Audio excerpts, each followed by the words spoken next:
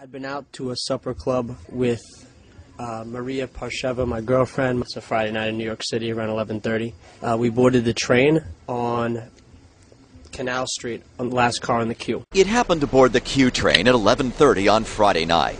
Walter and three of his friends were heading home after a Hanukkah party in Manhattan when he turned to another group of riders and said, "Happy Hanukkah." Like, "Happy Hanukkah, my friends." Like something to that effect.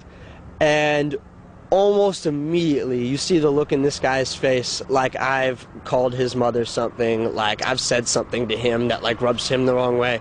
And I see the way this guy looks, and I see the way this guy wants to fight me, and I look, and I see another guy right in front of me, another guy, and I see the crowd moving in. In the melee that followed, Walter and his friends were beaten up. First wave, I got hit, but I wasn't bleeding. It was one of those like sucker punch, shock punches. But by the second time, there were like people stomping me. Walter Adler has a black eye and a split lip. But what the assailants allegedly said could leave the deepest scars. "You killed him. You killed Jesus. You killed him on Hanukkah. You dirty Jew. You effing Jew." When Hassan Askari, another passenger, tried to help, he was beaten up too. And I was coming back from work right over here in Ongon. So I was coming back and I was sitting on the queue. And we say Happy Hanukkah to everybody. A guy in the back of the train. They got very angry and, very insulted by that actually. Goes, "Hanukkah, that's when the Jews killed Jesus." And I basically, said that's ridiculous.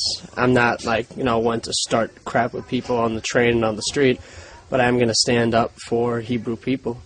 The assailants, they were being very loud and rowdy. "Dirty Jew, dirty And they were, at this point, they were getting very confrontational with them. And the poor guy, Walter and the whole group of them, they were trying to defuse it. And basically say, "Yo, we're going to pull these Jews off the train in decal and beat them on the platform." There were 14 of them total, 6 girls and 8 guys. And they're hitting me in the face. I'm bleeding on the ground. My lid splits open. I'm bleeding. And this random stranger, Hassan Askari, jumps in. I thought one of the assailants came up to one of the girls and he might do something. And that time I grabbed him and I pulled him to the side. And I said, "What's wrong? Are you crazy, son? What are you doing?" They all grabbed me and then they pushed me against the wall and then they, punched me up a little bit. From there, they beat up Walter.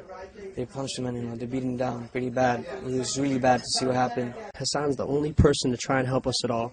Everybody runs to the back of the car. It was pretty shocking to see something like that happening.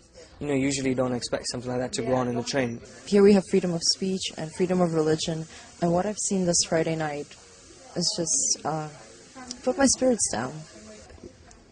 That guy, Hassan, my girlfriend and me and my best friend might have been beaten to death on that train if he hadn't jumped in and helped us. My father, my parents, they always brought me up to help my fellow man.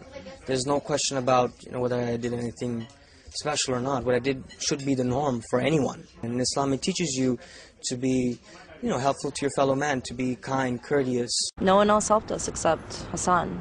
No one else on the train.